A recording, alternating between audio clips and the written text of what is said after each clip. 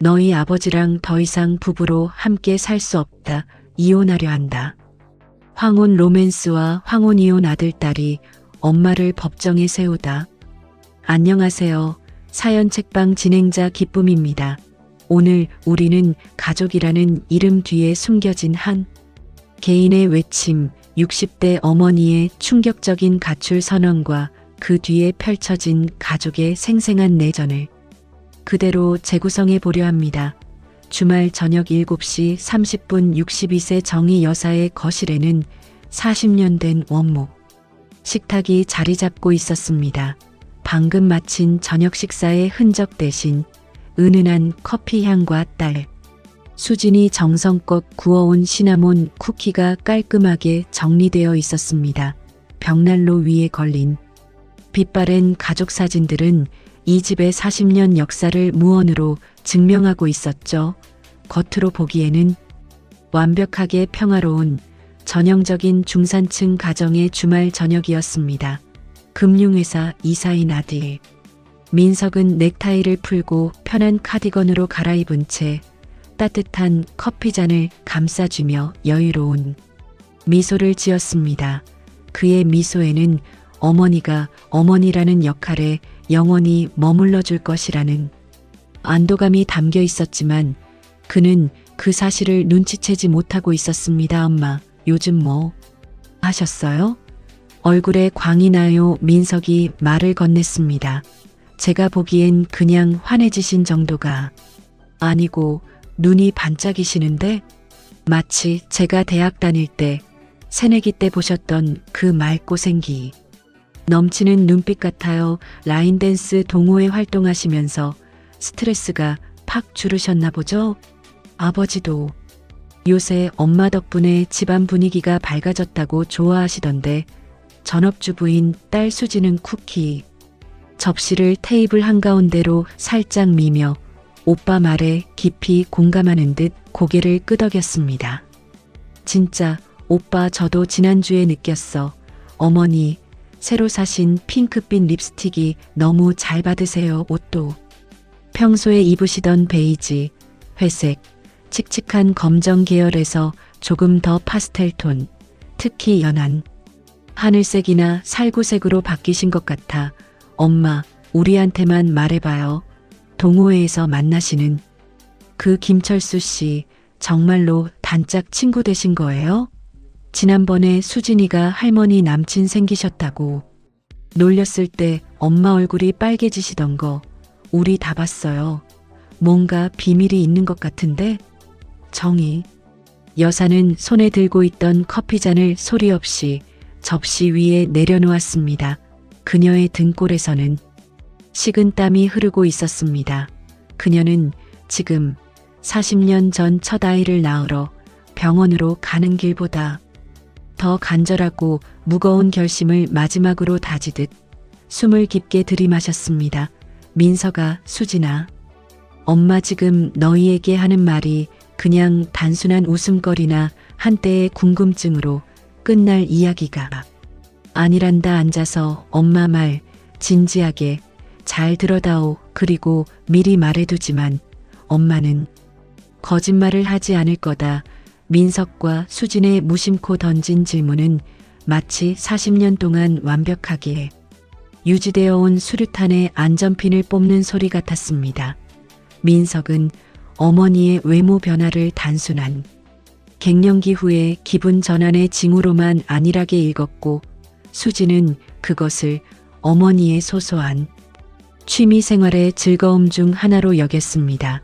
그러나 정혜 씨의 가슴 속에서는 40년이라는 긴 세월 동안 잠자고 있던 이정이라는 한 여성이 격렬하게 깨어나 외치고 있었습니다.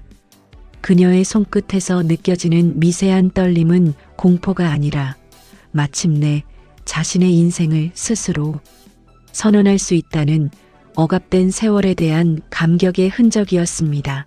나 너희 아버지랑 이제 더 이상 부부로 함께 살 수가 없다. 이혼을 하려고 한다.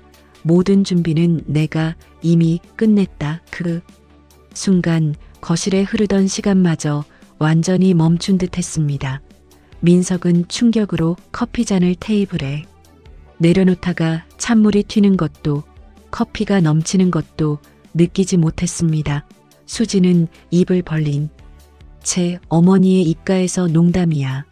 이게 요즘 유행하는 이야기란다라는 흔한 농담이 튀어나와 현실을 부정해주기만을 간절히 바랐습니다. 이혼이라는 단어는 공기 중에서 마치 강력한 폭탄처럼 폭발하여 40년 동안 이 집을 지탱해왔던 모든 추억과 안정을 산산조각 냈습니다. 그들은 어머니를 희생과 헌신, 그리고 무색무취의 아이콘으로만 기억해 왔기에 그 아이콘이 스스로의 행복을 외치는 개인으로 욕망을 가진 여성으로 변모하는 것을 도저히 받아들일 수도 이해할 수도 없었습니다. 정혜 씨의 이 한마디는 자녀들에게 단순한 가정 해체가 아닌 그들이 믿어 의심치 않았던 가족 서사 자체가 거짓이었을 수 있다는 공포와 배신감을 동시에 안겨주었습니다. 민석이 벌떡 일어섰습니다. 의자가 뒤로 넘어지며 쿵하는 이 집에서 듣기 힘든 요란한 소리를 냈습니다. 엄마, 지금 무슨 말을 하시는 거예요? 갑자기 웬 이혼이에요? 말이 되는 소리를 하세요. 40년 동안 우리 키우시느라 아버지 모시느라 고생 많으셨고 이제 좀 편해지시려는 순간인데 왜 지금 이 순간에 아버지가 무슨 큰 실수를 하셨어요? 사업에 문제가 생겼다거나 아니면 혹시 아버지께서 건강에 문제라도 암 같은 거 그런 거면 우리가 다 같이 힘을 합쳐서 극복해야지 왜 가족을 해치자는 식으로 말씀하세요? 엄마 제발 저를 보면서 말씀해 주세요. 그는 자신이 쌓아 올린 견고한 세계가 붕괴될지도 모른다는 깊은 두려움과 상황을 어떻게든 정상화시키려는 강박이 피어오르고 있었습니다. 수진이 어머니의 손을 잡으려 했지만 정희 씨는 손을 테이블 아래로 움직여 물리적인 접촉을 피했습니다. 엄마 제발 진정하시고 말씀부터 제대로 해주세요. 지금 그 말씀을 진심으로 하시는 거예요? 엄마, 요즘 너무 힘드세요? 제가 바빠서 자주 못 찾아뵌 게 죄송해요. 어머니의 삶이 불행하다고 느끼셨다면 그건 저희 탓이에요. 아니면 라인 댄스 하시다가 머리를 다치셔서 일시적인 창난이 오신 거예요? 제정신이 아니셔서 그런 말씀을 하시는 거죠. 그렇죠? 엄마 이 말 취소하세요. 제발요. 그녀는 어머니의 선언을 병이나 일시적 창난 혹은 우울증으로 규정 지음으로써 이 충격과 어머니의 주체성을 빨리 부정하고 싶어 했습니다. 이혼은 그녀에게 가족이라는 자신의 정체성 그리고 자신의 아이들이 누리는 완벽한 할머니와 할아버지라는 환경이 붕괴된다는 것을 의미했습니다. 그녀의 애절한 어조는 어머니를 향한 순수한 애착과 자신이 잃을지도 모를 안정에 대한 엄청난 불안이 서려 있었습니다. 내 정신은 평생 이렇게 맑고 또렷했던 적이 없었다. 내 아버지 잘못? 그건 아니다. 그는 가장의 역할에 충실했고 경제적으로도 모자람 없이 좋은 남편이었고 좋은 아버지였다. 하지만 나는 지난 40년이 마치 내 인생이 아닌 누군가의 인생을 대신 살아온 공허하고 무의미한 시간이었다는 걸 이제야 처절하게 깨달았을 뿐이다. 나는 다른 사람을 만났다. 그 사람과 함께 비로소 정이라는 이름으로 내 남은 인생의 페이지를 채우고 싶다. 40년의 공백을 공허한 시간이라는 고백은 자녀들에게는 단순한 이혼 통보를 넘어선 최악의 배신으로 다가왔습니다. 그들이 사랑과 희생, 그리고 가족의 안녕으로 가득했다고 믿었던 어머니의 40년 세월이 공허로 규정되자 그들 자신의 존재 의미와 효도라는 노력이 무의미했는지에 대한 의문에 빠지는 듯 했습니다. 정희 씨의 목소리에는 회한도 미안함도 아닌 마침내 감옥에서 자유를 찾은 사람만이 가질 수 있는 담담하고 숙명적인 확신이 가득했습니다. 민석은 어머니의 고백에 눈을 껌뻑이며 그 말의 의미를 몇 초간 공포스럽게 음미하다가 경악에 빠져들었습니다. 다 다른 사람? 그럼 수진 말이 맞다는 거예요? 그 라인 댄스? 동호회의 그 김철수 씨? 엄마, 지금 무슨 말을 하시는 겁니까? 엄마 나이에 엄마께서 그건 사랑이 아니라 그것은 명백한 불륜이라고요. 엄마는 지금 아버지를, 우리 가족의 명예를, 그리고 40년의 모든 역사를 배신하고 계신 거라고요. 이런 식으로 어머니 자아실현을 주장하시면 사람들이 어떻게 엄마를 보실지 상상이나 하셨어요? 불륜이라는 단어가 거실 공기를 날카롭게 가르며 내리꽂혔습니다. 민석은 이 단어를 통해 어머니의 주체적인 행위에 사회적, 도덕적 낙인을 찍어 그 결정을 비정상적인 것으로 규정하고 다시금 정상으로 되돌리려 필사적인 시도를 하고 있었습니다. 그의 머릿속에서는 어머니의 사회적 매장, 아버지의 자괴감, 그리고 복잡한 재산 분할 소송의 그림이 휘몰아쳤습니다. 그러나 그의 격렬한 비난은 정희 씨의 눈빛에 새겨진 결의 앞에서 무력하게 부서질 뿐이었습니다.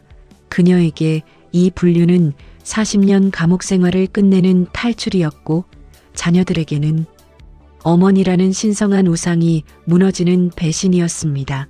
이 단어는 결국 가족 간의 모든 대화를 단절시키는 방아쇠가 되었습니다.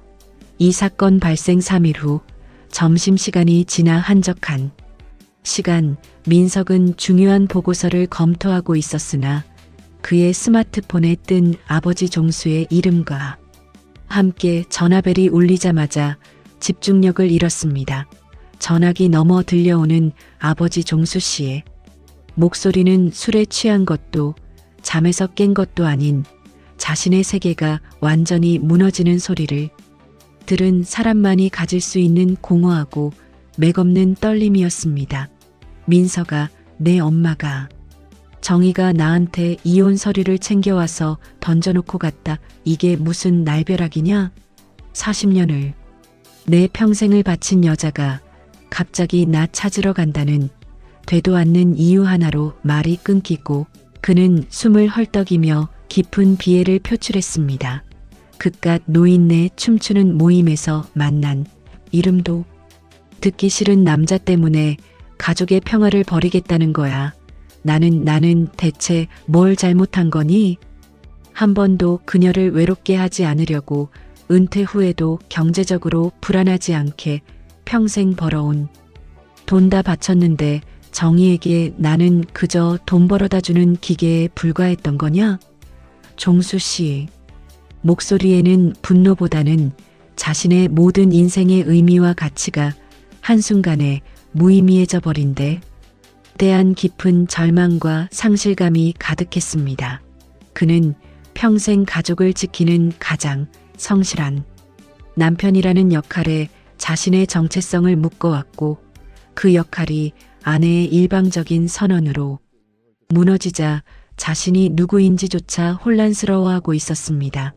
민석은 아버지가 이렇게 감정적으로 완전히 무너진 모습을 처음 보았습니다.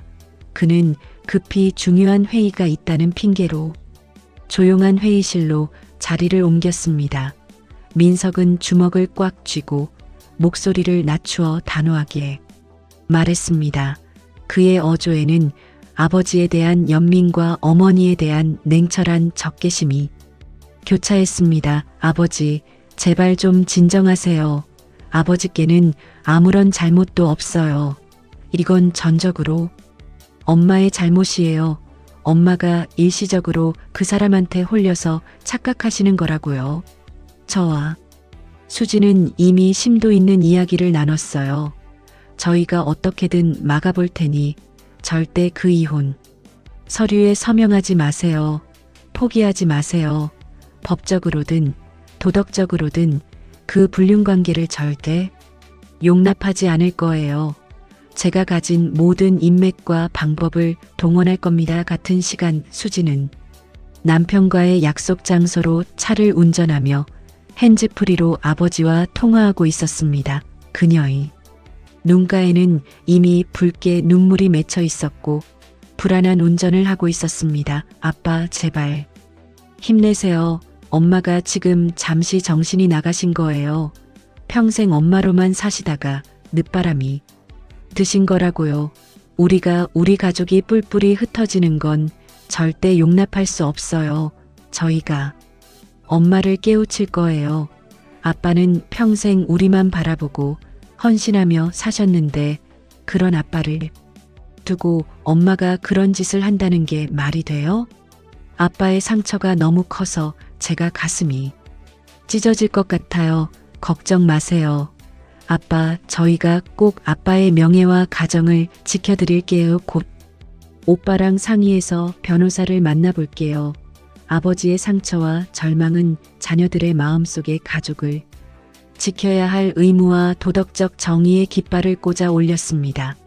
민석에게는 아버지의 명예와 가문의 체면 그리고 노후 재산을 지키는 전쟁이었고 수진에게는 자신이 세상에서 가장 안전하다고 믿었던 정서적 안전망을 지키는 사투였습니다.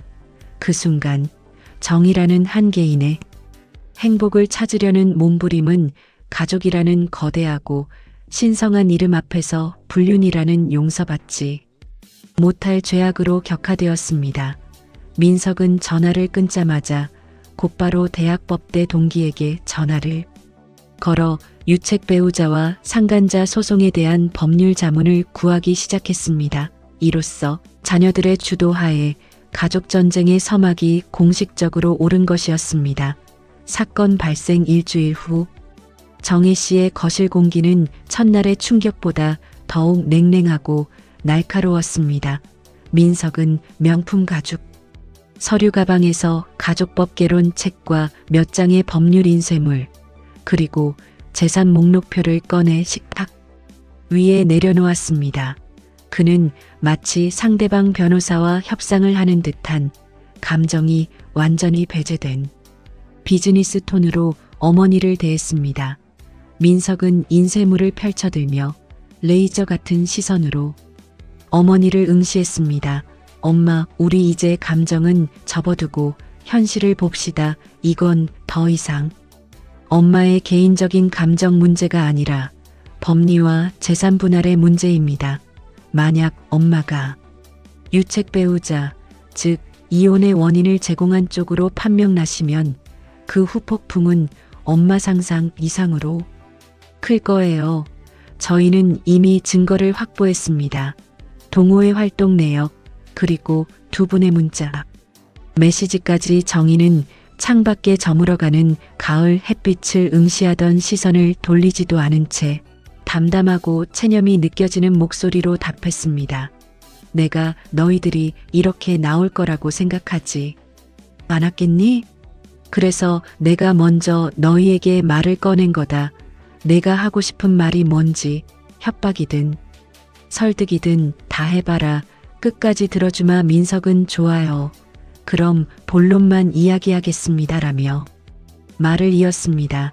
엄마가 이혼을 강행하시면 상속에서 완전히 불리해지실 거예요. 현재 엄마 명의의 이 아파트는 혼인 기간 중 취득한 재산이니 당연히 공동재산으로 분할 대상입니다. 하지만 유책 사유가 명백할 경우 재산 분할 비율에서 불이익을 받을 수 있고 특히 아버지의 연금 수령권의 절반을 요구할 수 있는 엄마의 권리도 유책 배우자라는 이유로 대폭 제한되거나 박탈될 수 있어요.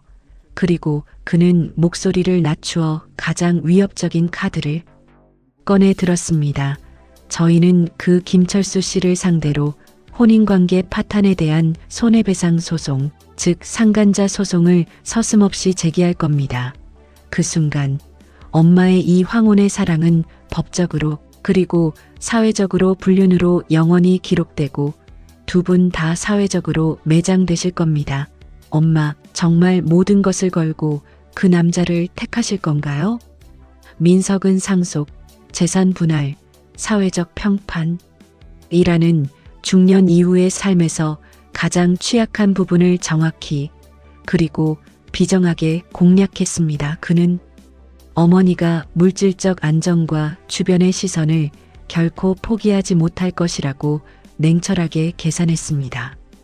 그의 전략은 냉정하고 치밀했으며 목적은 어머니의 착각을 깨부수고 이혼이라는 비극을 막는 것이었습니다.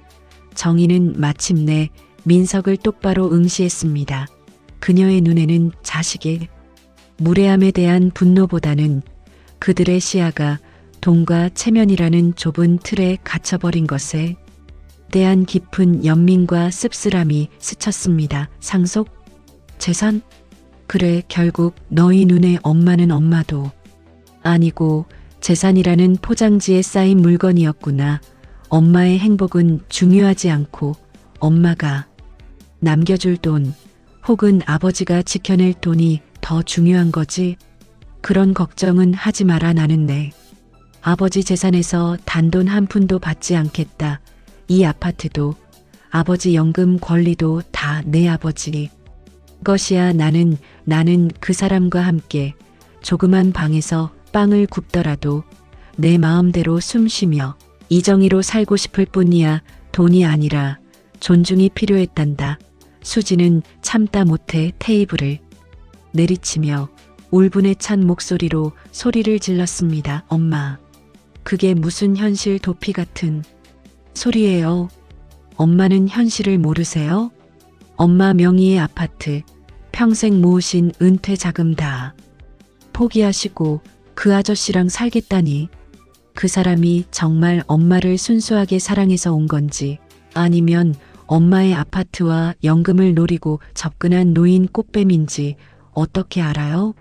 저희가 그 사람의 배경을 조사해 보니 전에도 이혼 경력이 있고 사업도 여러 번 실패했다면서요.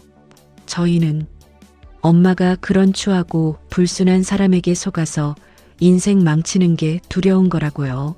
엄마, 제발 현실을 직시하세요. 수지는 오빠의 냉랭한 논리를 순수한 걱정이라는 감정적인 논리로 파고들었습니다. 그녀의 눈물에는 어머니의 노후를 염려하는 진심 어린 걱정과 동시에 어머니의 판단력을 전적으로 불신하는 마음이 공존했습니다. 그녀는 어머니의 황혼 로맨스를 노인을 겨냥한 흔한 사기 사건의 서사로 끌어내림으로써 그 결정 자체를 어머니의 착각으로 무효화시키려 했습니다. 그러나 자녀들의 냉정한 협박과 감정적인 불신은 오히려 그녀의 결심을 더욱 단단하게 만들고 발걸음을 재촉하는 결과만 초래했습니다. 사건 발생 3주 후 민석과 수지는 공식적으로 김철수를 상대로 상간남 손해배상 소송을 서울 가정법원에 제기했습니다. 이 소식이 변호사를 통해 정희 씨에게 전달되자 그녀는 그동안에 억눌렸던 평정을 완전히 잃고 폭발했습니다. 그녀는 민석에게 전화를 걸었습니다. 손이 분노로 심하게 떨렸습니다. 정희는 전화가 연결되자마자 참았던 분노와 배신감이 화산처럼 폭포수처럼 쏟아져 나왔습니다. 그녀의 목소리는 격앙되었고 떨림 속에서 비통함이 느껴졌습니다. 민석아, 너희들이 어떻게 엄마한테 이런 짓을 할 수가 있니? 내가 너를 낳아 기르면서 단 한 번도 너희에게 부끄러운 짓을 한 적이 없는데 내가 그 사람을 법정에 세웠다고? 평생을 너와 수진이 뒷바라지하느라 내 이름 이정희라는 것도 잊고 살았던 엄마를 너희가 이렇게 사회적으로 매장시키려 할 수가 있어? 이건 단순한 반항이 아니라 잔인하고 계획적인 폭력이야.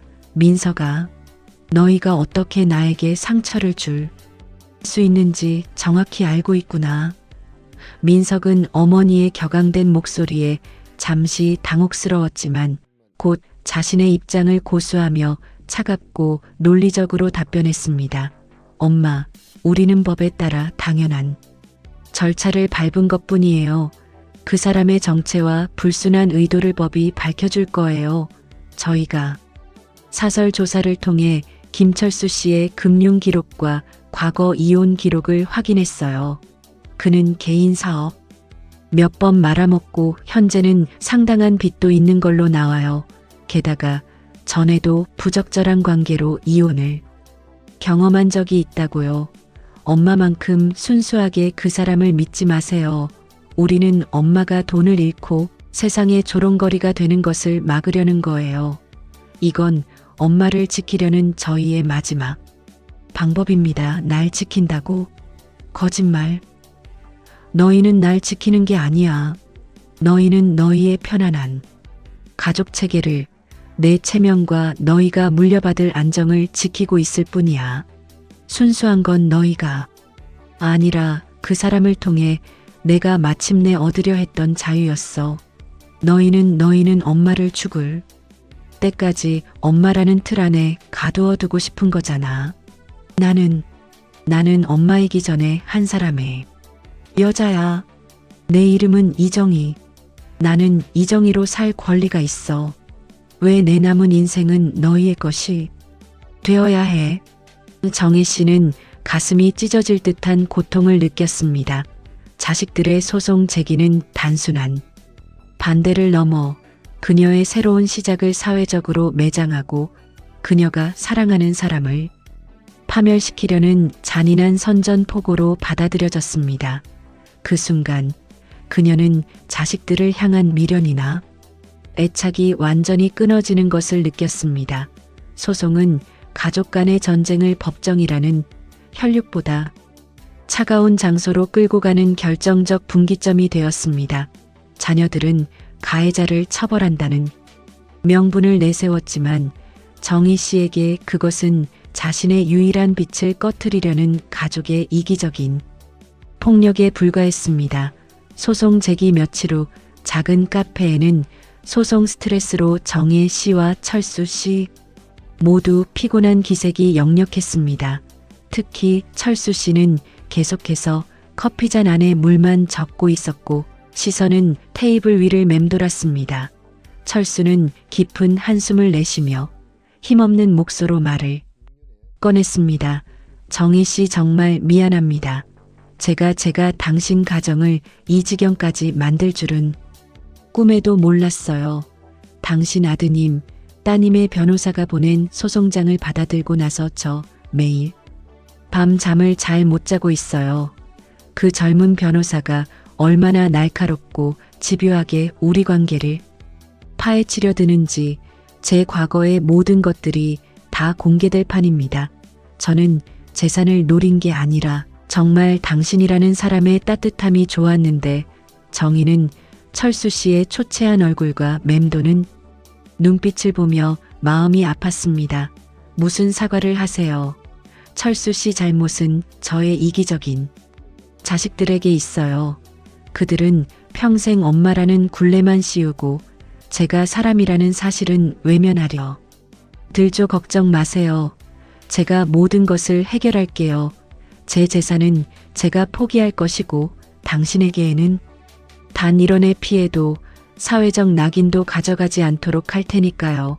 우리 사랑은 돈으로 재단될 수 없잖아요.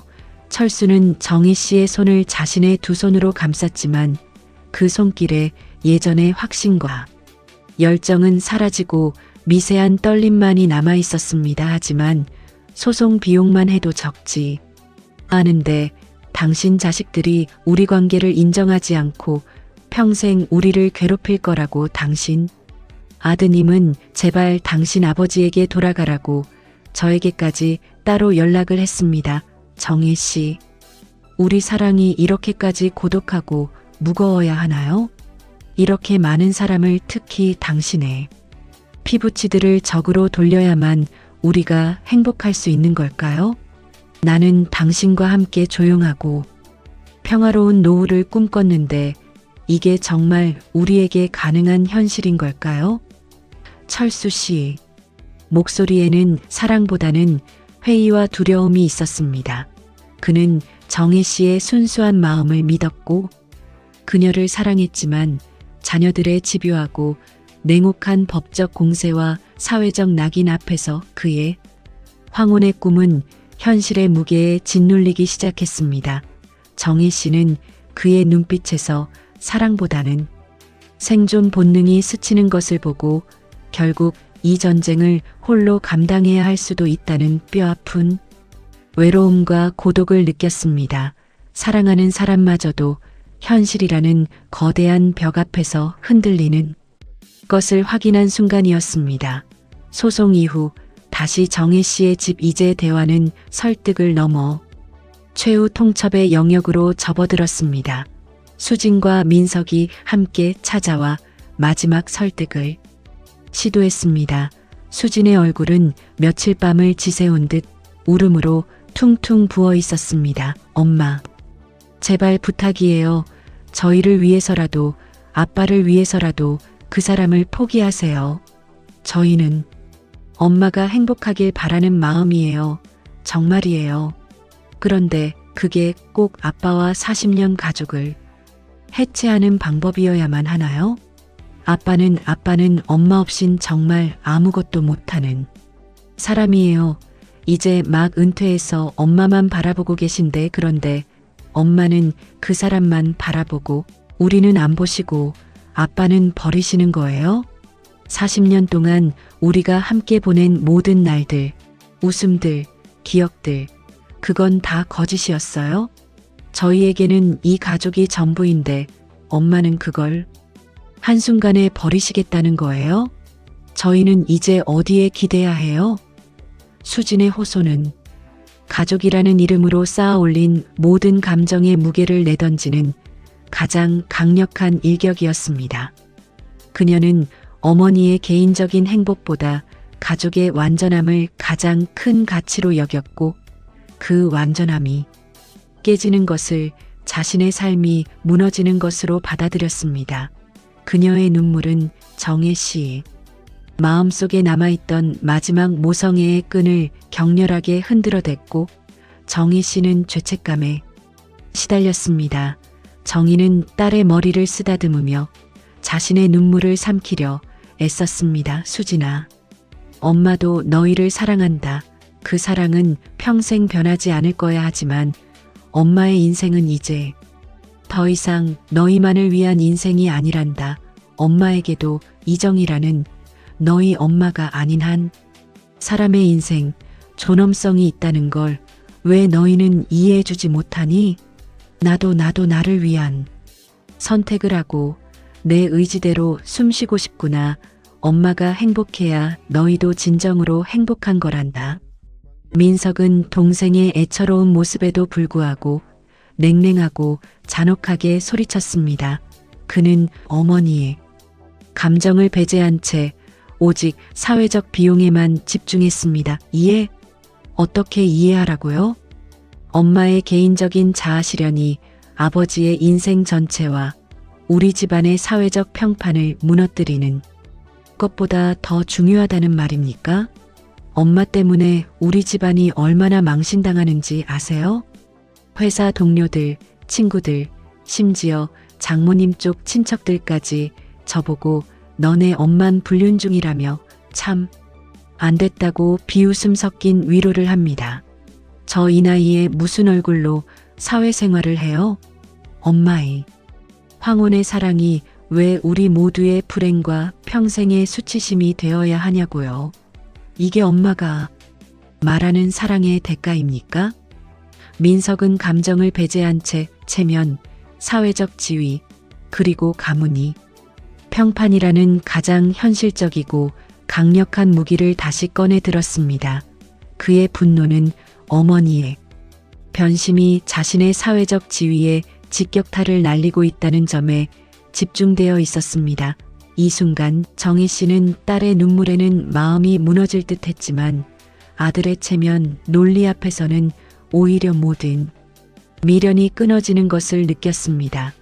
이 가족의 테두리 안에서는 영원히 이정이라는 한 인간으로 인정받을 수 없음을 최종적으로 그리고 고통스럽게 깨달았습니다. 그녀의 결심은 돌이킬 수 없는 것이 되었습니다. 그날 밤 늦은 시간 자녀들이 떠난 후 정혜 씨의 집은 죽은 듯한 고요함이 뒤덮었습니다. 정혜 씨는 거실 소파에 홀로 앉아 멍하니 천장을 응시하고 있었습니다. 한참을 망설이던 그녀는 마침내 결심한 듯 침실로 들어가 작은 기내용 캐리어와 오래된 여행 가방을 꺼냈습니다. 그녀는 40년 전 신혼여행을 다녀온 후로 한 번도 써보지 못한 낡은 여행 가방을 열었습니다. 안에는 몇 벌의 간단한 평상복, 최소한의 필수 화장품, 그리고 결혼 전부터 자신 이름으로 관리해왔던 작은 예금 통장 2개가 전부였습니다. 그녀는 짐을 싸는 동안 40년 동안 이 집에서 엄마와 아내로서 짊어졌던 무거운 역할의 갑옷을 하나씩 벗어던지는 해방감을 느꼈습니다. 그 무게는 실제로도 무거웠지만 마음속으로는 너무나 가볍게 느껴졌습니다. 그녀는 40년 동안 자신의 옷장 구석에 숨겨두었던 옅은 살구색의 새 원피스를 꺼내 캐리어에 조심스럽게 넣었습니다. 다 끝이야. 그녀는 혼잣말로 중얼거렸습니다. 정말 지쳤어. 아무리 설명해도 애원해도 그들은 엄마의 목소리가 아니라 역할에 대한 기대만을 들을 뿐이야. 내가 바라는 건 대단한 게 아니야. 그저 나를 정이라고 부르며 내 이야기를 들어주는 사람 곁에서 조용히 내 커피를 마실 수 있는 그런 평범한 인간으로서의 행복인데 너희들은 나에게 그 평범함조차 가족의 체면을 훼손한다는 이유로 허용하지 않는구나. 나는 더 이상 이 집의 소유물이 아니야. 그녀는 침대 옆 서랍을 열어 결혼 40주년 기념으로 찍은 남편과의 사진을 꺼내 잠시 바라보았습니다. 사진 속의 젊은 정희는 웃고 있었지만 그 웃음은 아내와 어머니로서의 의무감과 역할에 대한 책임에서 비롯된 것이었음을 그녀는 이제 알았습니다. 그녀는 사진을 가방에 넣지 않고 서랍 가장 깊은 곳, 다른 잡동사니들과 함께 다시 넣어두었습니다. 그것은 미련이 아니라 자신의 과거를 인정하고 스스로 마침표를 찍는 고독한 의식이었습니다. 그녀는 마음속으로 깊은 고독과 확고부동한 결의가 공존하는 마치 자신에게 맹세하듯 다짐했습니다. 나는 이 가족을 사랑했다. 지금도 그리고 앞으로도 사랑할 것이다. 하지만 그 사랑이 나를 억압하는 감옥이 되어서는 안 된다. 나를 개인으로 인정하지 않고 오직 엄마라는 역할로만 취급하는 곳에서는 더 이상 머물 수 없다. 나는 이제 비로소 이정희로 온전히 내 삶을 살아가겠다. 그녀는 휴대폰을 꺼내 민석, 수진, 남편 종수, 그리고 시댁 식구들의 연락처를 하나씩 차단 목록에 옮겼습니다.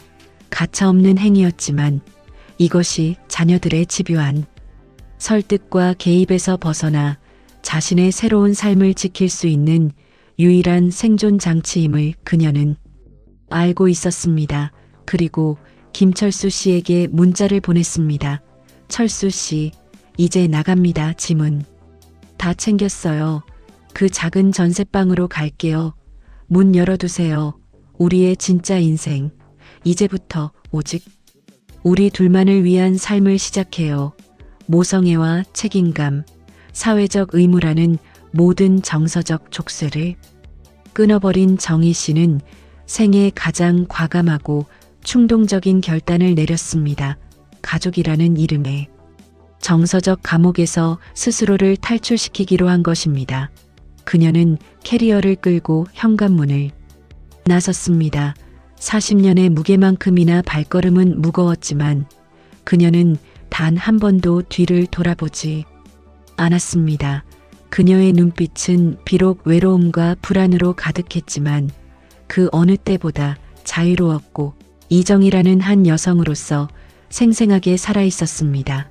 새벽 일시 그녀는 그렇게 40년의 굴레를 스스로 벗어던졌습니다. 정희 씨가 떠난 지 3일 후 모든 것이 정리되어 겉보기에는 깔끔했지만 어머니의 부재로 인한 공허감과 싸늘함은 모든 물건을 무의미하고 낯설게 만들었습니다. 식탁 위에는 정희 씨가 남긴 메모 한 장이 놓여 있었습니다. 나를 찾지 마라. 나 없이도 건강하게, 그리고 잘 살아다오. 그리고 미안하다. 자녀들과 아버지 종수가 허탈하게 거실에 앉아 있었습니다. 집은 더 이상 집이 아니었습니다. 종수는 TV 리모컨을 내동댕이 치고 소파에 털썩 앉아 넋이 나간 사람처럼 멍하니 있었습니다. 3일째 식사를 제대로 하지 못하고 있었죠. 정희가 정말로 갔구나.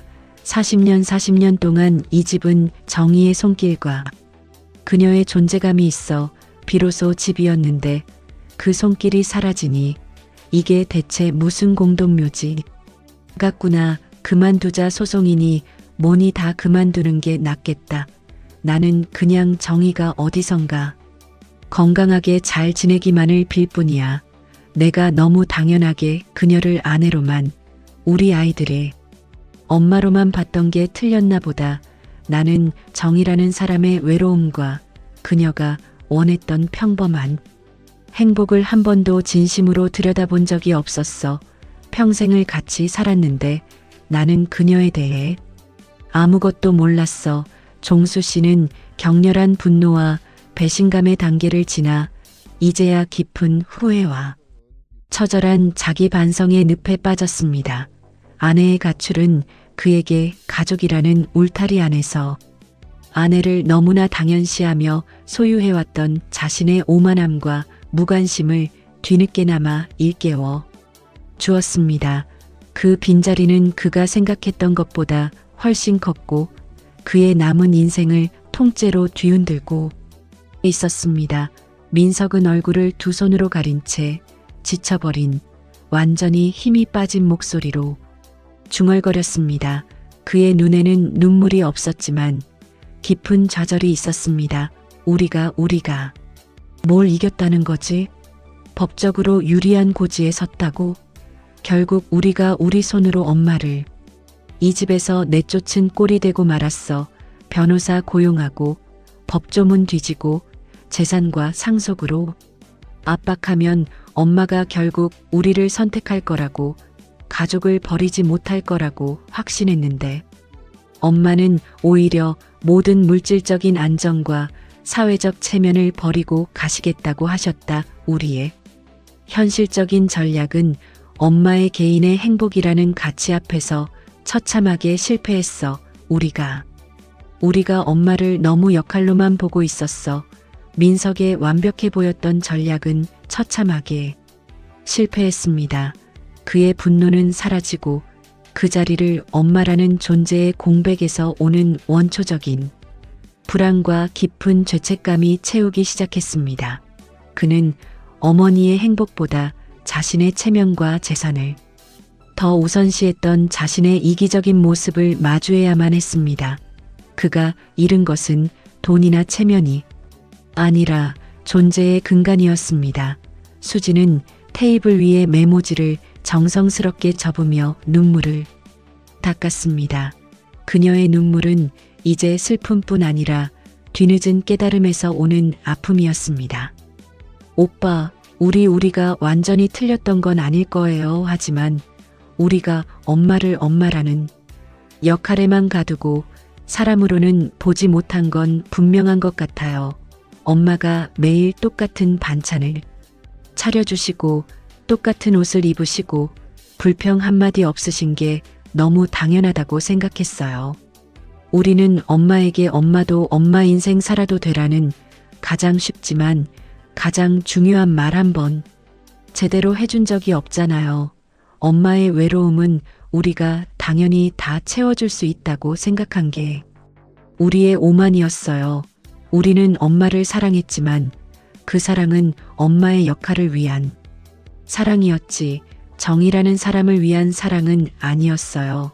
엄마라는 존재가 사라진 빈자리에서야 비로소 그들은 자신들의 행동이 가족을 지킨다는 사랑의 이름으로 포장된 정서적 폭력이었을 수 있다는 것을 서서히 고통스럽게 깨닫기 시작했습니다. 분노와 체면보다 어머니의 안위와 행복이 더 절실해지는 뒤늦은 후회와 반성의 시간이었습니다. 그들의 고통은 정희 씨의 고독만큼이나 무거웠지만 이제 그 고통은 서로를 향해 닫혀있던 마음을 서서히 열게 만드는 씨앗이 되었습니다. 정희 씨 가출 몇 주 후 정희 씨와 철수 씨가 함께 지내는 도시 외곽의 작은 전셋방 창가에는 그녀가 직접 흙을 만져 가꾸는 허브와 제라늄 화분들이 싱그러움을 더하고 있었습니다. 소송은 정희 씨의 단호한 재산 포기 선언과 연락 두절로 인해 잠정 중단된 상태였습니다. 문벨이 조용히 울리고 정희 씨가 문을 열자 딸 수진이 서 있었습니다. 수진은 문 앞에서 자신이 직접 심은 작은 제라늄 화분을 들고 서 있었습니다. 그녀의 얼굴에는 잠을 이루지 못한 흔적이 선명했지만 예전의 적대감이나 비난의 눈빛은 사라지고 조심스러운 미안함과 평화가 자리 잡고 있었습니다. 엄마, 저 수진이에요. 불편하시겠지만 잠깐 얼굴 좀 뵐 수 있을까요? 아주 잠시만요. 정희 씨는 문을 완전히 열어 딸을 맞이했습니다. 그들 사이에는 예전의 낯선 적대감이나 분노는 없었지만 깊은 상처를 주고받은 사이의 어색함과 미안함, 그리고 서로의 선택을 조심스럽게 존중하려는 침묵이 공기 중에 맴돌았습니다. 정희 씨는 말없이 자리를 내어주었고 철수 씨는 조용히 방 안쪽으로 들어갔습니다. 들어와. 집이 좀 작아서 내가 불편할 거다.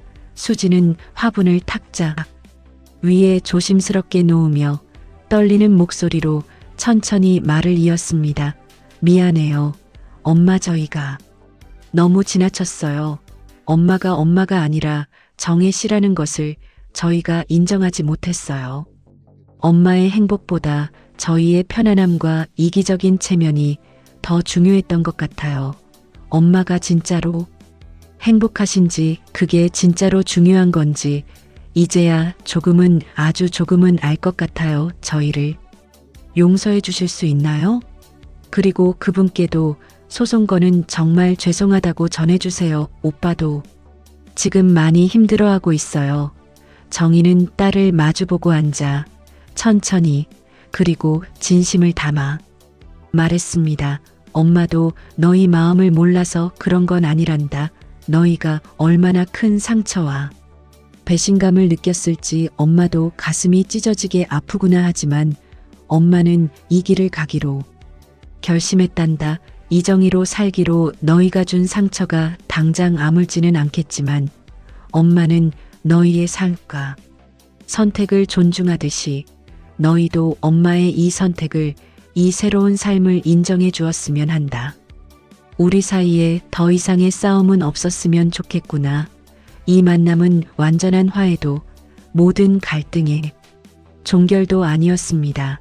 수지는 여전히 아버지를 향한 죄책감과 어머니에 대한 깊은 서운함을 완전히 떨쳐내지 못했고 정희 씨도 자식들의 상처에 대한 미안함과 새로운 삶의 불안을 동시에 품고 있었습니다. 하지만 이 만남은 서로의 선택과 자리를 인정하는 최소한의 경계선이 마련된 소중한 첫걸음이었습니다. 정희 씨는 황혼의 사랑과 개인의 자유를 지키기로, 딸은 어머니의 선택을 더 이상 비난하지 않고 멀리서나마 바라보며 자신의 삶을 재정비하기로 한 것입니다. 그들 앞에 펼쳐질 미래는 여전히 불확실했고 가족의 정의는 완전히 재편되어야 했지만 정희 씨는 가족이라는 이름에 갇힌 개인의 행복을 찾는 용기 있는, 그리고 고독한 질문을 우리 사회에 던지고 있습니다. 여러분, 지금까지 60대 어머니 이정혜 씨의 황혼 로맨스를 둘러싼 가족의 치열한 내전을 에피소드로 나누어 그 갈등의 깊이와 복잡한 심리를 살펴보았습니다. 정희 씨의 단호하고 고독한 가출과 그제야 비로소 후회와 죄책감에 빠진 자녀들의 모습은 우리 모두에게 씁쓸하고도 중요한 깨달음을 안겨줍니다. 이 드라마 같은 사건은 단순한 치정극을 넘어 우리 사회의 근간인 가족 구성원의 역할과 개인의 행복 추구권이라는 두 거대 가치가 가장 첨예하게 충돌할 때 발생하는 비극을 여실히 보여줍니다. 부모님도 부모라는 굴레, 역할이라는 무거운 갑옷을 벗어던진 한 사람의 개인으로서의 자유와 행복을 추구할 권리가 있는 것일까요? 특히 평생을 헌신이라는 이름으로 살아온 60대 여성에게는 더욱 절실한 문제가 아닐 수 없습니다. 반면 40년 동안 이어져 온 가족이라는 공동체의 평화와 안녕, 그리고 아버지의 남은 노후를 지키려는 자식들의 필사적인 반대는 단순한 이기심으로만 치부할 수 있을까요? 그들의 반대 속에는 부모의 사회적 평판을 지키려는 효도 체면, 노후에 대한 현실적인 재산 분할, 걱정, 그리고 어머니라는 정서적 기둥을 잃고 싶지 않은 순수한 애착과 불안감이 복잡하게 얽혀 있었습니다. 어머니의 사랑이 자식들의 시선에서는 왜 불륜이라는 도덕적 딱지로 규정되는 순간 모든 감정은 죄가 되어버리는 걸까요? 우리 사회는 과연 60대의 여성이 오직 자신만을 위해 선택한 마지막 행복에 너그럽고 관대할 수 있는 걸까요? 이정혜 씨, 선택은 개인적인 해방일까요? 아니면 가족에 대한 무책임한 배신일까요? 여러분은 이 치열했던 가족 사태를 어떻게 보셨나요? 인생의 마지막에 자아 실현을 택하고 모든 것을 포기한 어머니 정혜 씨의 선택이 옳았다고 생각하시나요? 아니면 가족의 붕괴를 막으려 했던 자식들의 입장이 더 현실적으로 공감이 가시나요? 정답은 없을 겁니다. 하지만 이 질문에 대한 여러분의 소중하고 사려 깊은 의견을 댓글로 꼭 남겨주세요. 우리는 이정혜 씨의 이야기를 통해 가족이라는 이름 뒤에 숨겨진 개인의 외로움을 재인식해야 할 필요가 있습니다. 이렇게 치열하고 복잡한 가족 사연, 인간 군상들의 내밀한 이야기를 더 듣고 싶으시다면 이 사연 책장을 꼭 구독해 주시고 옆에 있는 종 모양 알람을 꼭 눌러주세요. 여러분의 구독과 좋아요 하나가 다음 이야기를 제작하는 저에게는 정말 큰 힘이 됩니다. 시청해주신 모든 분들께 진심으로 감사드립니다. 오늘도 행복하세요. 감사합니다.